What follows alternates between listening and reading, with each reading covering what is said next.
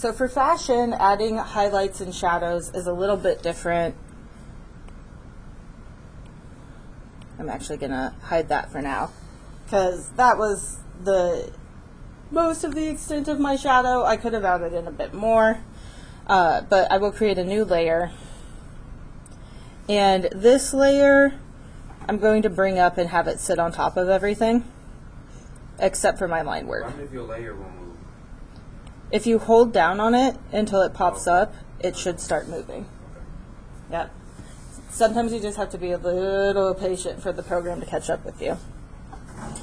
So I'm going to start with fashion. I like starting with my shadows first. I think they're just easier for me to find. And so I will come in, I will find a nice tone to use as my shadow. In this case, I think I'm going to use this kind of grayish brown, but I might go to my sliders and push the darkness just a little bit darker. And then I'm going to come in with my brush and be like, okay, where are my shadows? So I would have a nice shadow here,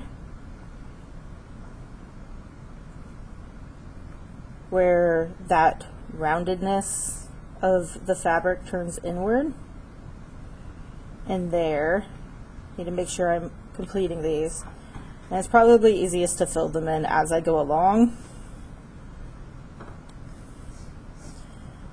Let's see, here I'm going to have a shape as well as basically back in here because the arm is blocking it. And it is helpful to look at an actual model wearing something similar so that you can see, is there anywhere that is darker just in the image? A lot of times, kind of around the curvature of the back, so things that are curving back into space start becoming, well, darker. So I'm just going to take this whole panel right here and put it in shadow.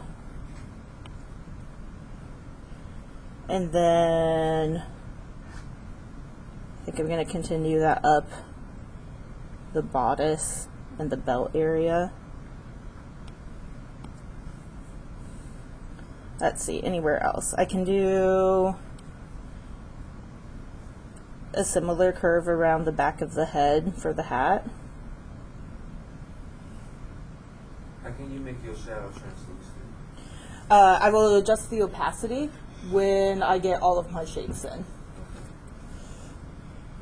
And then, let's see, let's do some shadows on the skirt, especially because this is like a chiffon skirt.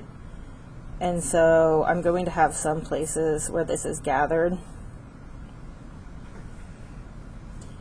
that I'm going to want to be in shadow eventually. And what I did here beneath was I added some texture using a rake brush, which is one of these pixel brushes, and you can find it, I believe, here under rakes. And then I use like the rake with gaps, and I adjusted my size, and then this will populate on a new layer because it's a pixel brush, but I actually used this to get the texture of that like wrinkled chiffon in.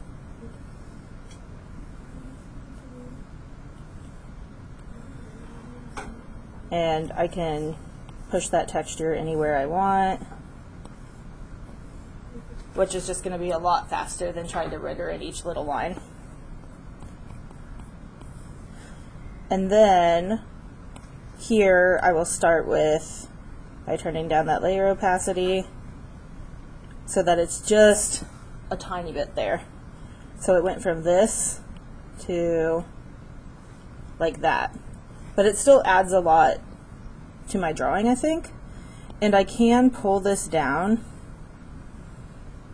above the, oh, where'd it go? Oh, okay, that's in there. Honestly, I'll probably just take the time to erase this out rather than using that clipping mask thing, because it's not that much.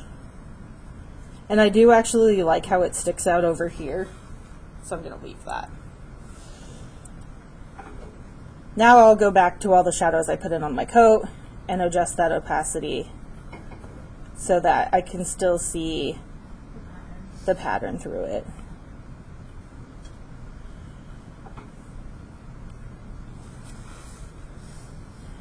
The other place that I did put in a little bit of a shadow was here on the leg.